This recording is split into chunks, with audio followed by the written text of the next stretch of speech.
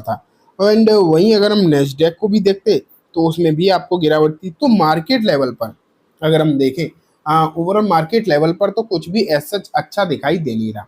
मतलब निफ्टी और Sensex basis पर अगर हम देखें तो वहां तो एज सच कोई चीजें खास होती हुई दिखाई दे नहीं रही। तो यहाँ तो समस्याएं हो सकती हैं, डेफिनेटली हो सकती हैं। तो इन पर मतलब आप निफ्टी में, सेंसेक्स में, बैंक निफ्टी में तो बहुत बड़ी तेजी की उम्मीद करिए मत, श्योरली ये बात तो पक्की है। और यहाँ पर आपको जो है चांसेस यही पूरे पूरे हैं कि गिरावट ही देखने को मिलेगी, उम्मीद तो यही दिखाई दे रही है। लेकिन अगर हम कुछ पर्टिकुलर स्टॉक्स की बात करें तो स्टॉक स्पेसिफिक तेजी जरूर आपको देखने को मिल सकती है किसी किसी शेयर में।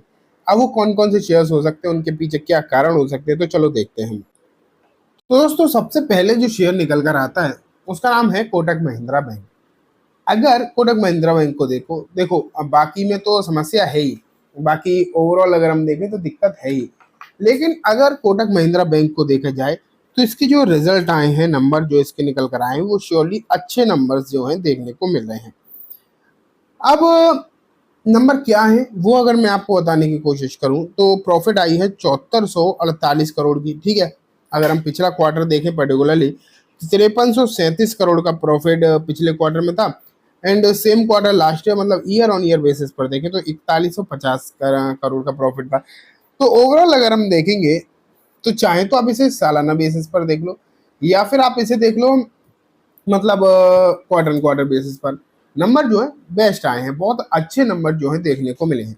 इन जब नंबर अच्छे आए तो देखो पॉसिबिलिटीज बन जाती है। मैं 100% तो अभी भी नहीं कह सकता क्योंकि अगर वीक मार्केट रहा तो आपने देखा है कि अच्छी खबरों के बावजूद भी कभी कभी गिरावट के चांसेस जो हैं बन ही जाते हैं।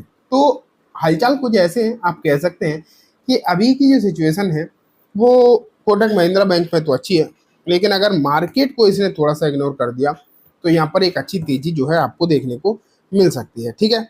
लेकिन अगर हम नेक्स्ट आगे चले मतलब और नेक्स्ट शेयर देखें तो निकल कर आता है दोस्तों यस बैंक लिमिटेड।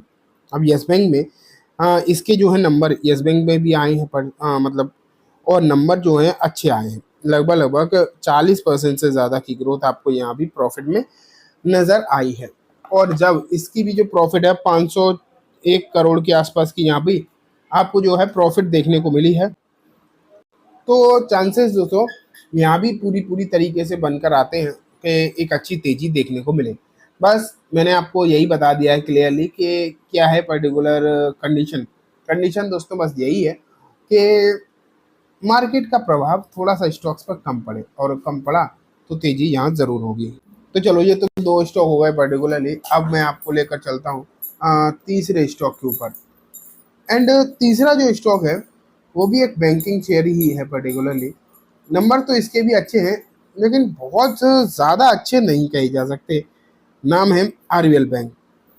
अगर आरबीएल बैंक की बात करें तो इस शेयर पर मुझे वैसे हमेशा से ही थोड़ा सा कम कॉन्फिडेंस रहता है।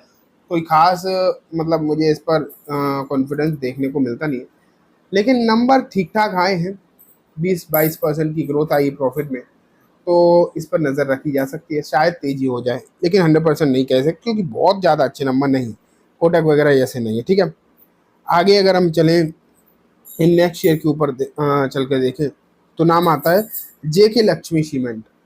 162 करोड़ की प्रॉफिट है, पिछले क्वार्टर में 150 करोड़ की थी। एंड पिछले साल अगर हम देखें तो 115 करोड़ की थी। तो बहुत अच्छी प्रॉफिट यहाँ पर भी बढ़ती हुई आपको देखने को मिली है। इन नंबर अच्छे हैं तो यहाँ भी नज़र रखी जा सकती है। स्पेशली सीमेंट शेयर जो हैं वो पहले से ही थोड़े से मजबूत ही दिखाई दे रहे हैं, तो इस पर आपको जो है नज़र ज़रूर बनाकर रखनी चाहिए।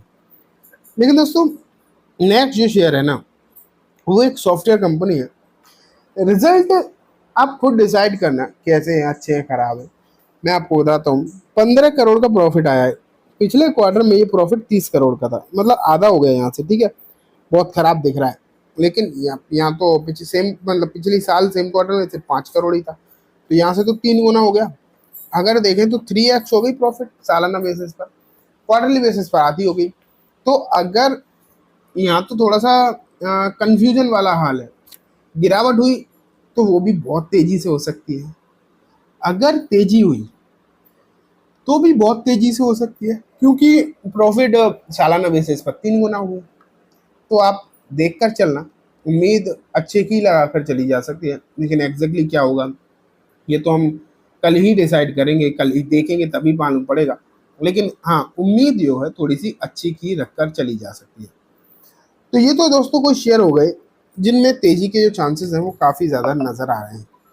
लेकिन कुछ ऐसे भी शेयर्स हैं जिनमें तेजी नहीं बल्कि गिरावट हो सकती है, चांसेस पूरे पूरे बन रहे हैं।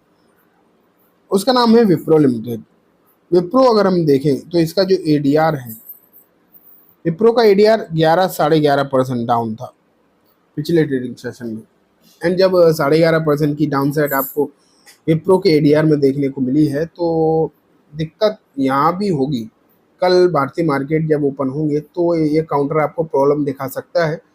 इस बात के भी जो चांसेस हैं वो बनते हुए दिखाई दे रहे हैं, क्योंकि अगर एडीआर इतना ज़्यादा गिरा है तो ऐसा पॉसिबल तो नहीं है कि इसमें भारत में तेजी हो जाए। ये तो कम्प्लीटली बात है ही। तो इस पर भी जो है आप ज़रूर अपनी नज़र बना कर रखना, क्योंकि यहाँ भी थोड़ा सा उतार चढ़ाव वाला माहौल जो होगा वो तेज़ी से होगा। ठीक है, तो चलो ये दोस्तों बात हुई कम्प्लीटली पूरे मार्केट के बारे में। उम्मीद है आपको सब कुछ अच्छे से समझ भी आ गया होगा। अब मैं इस वीडियो को यही खत्म करूंगा। जाने से पहले बस एक बार बोलना चाहूँगा, वीडियो अच्छी लगी हो तो इसे लाइक करना, चैनल को